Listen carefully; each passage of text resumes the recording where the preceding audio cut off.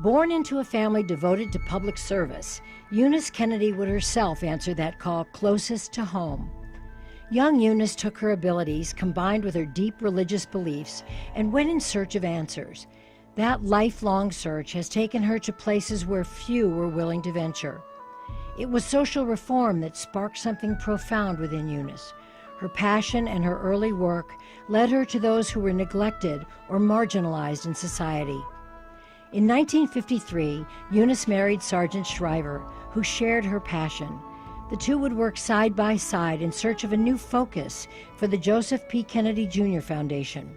And I hope that in the 1960s, these years will be known as years in which the United States took the leadership in the great effort to make it possible to discover what we can do to make these boys' and girls' life more hopeful and fruitful. In 1962, with her brother leading the nation, Eunice wrote an article for the Saturday Evening Post.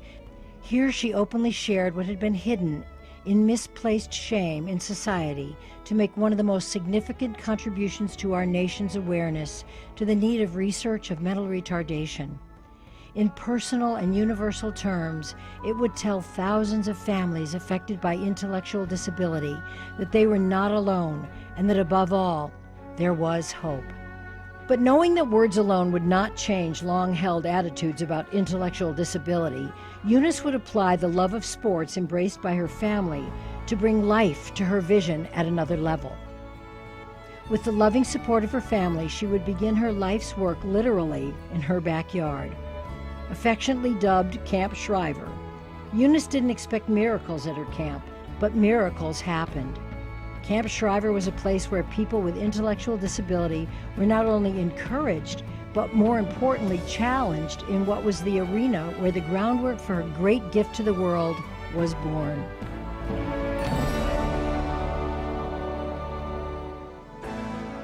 And then, in 1968, Special Olympics would begin with the voice that would extend one of humanity's most noble traditions to those perhaps disabled but equally deserving.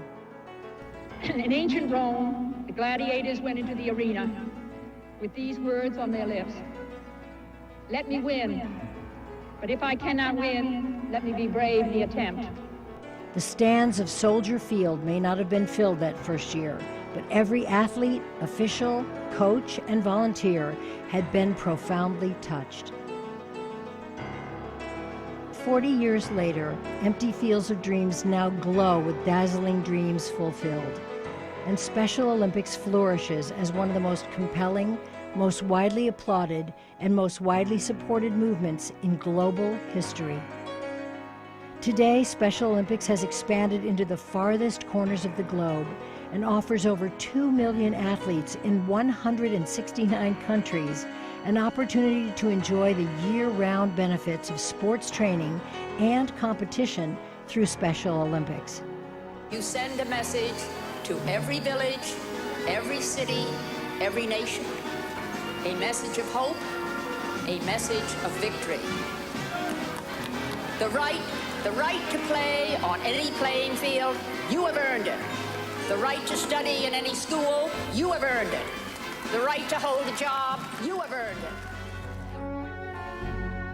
it. In support of this worldwide movement, Eunice has gained the attention of many of the great leaders, athletes, entertainers, celebrities of our era who recognize that in giving of their time to help others, it has more often they themselves who reap the greatest rewards.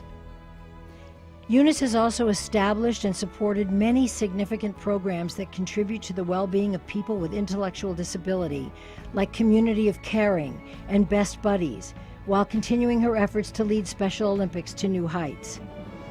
Her work has had dramatic effect in the transformation of attitudes and the removal of stereotypical negativity around the world, while improving health care to thousands of people and providing ongoing encouragement and hope to families who face the daily challenges of raising children with intellectual disability. And to all who are involved in Special Olympics, the words of Eunice come to life, knowing that as we hope in the best of them, hope is reborn in us. It is Eunice Kennedy Shriver who has earned the place among those who exemplify the power of one person and one voice to make a difference.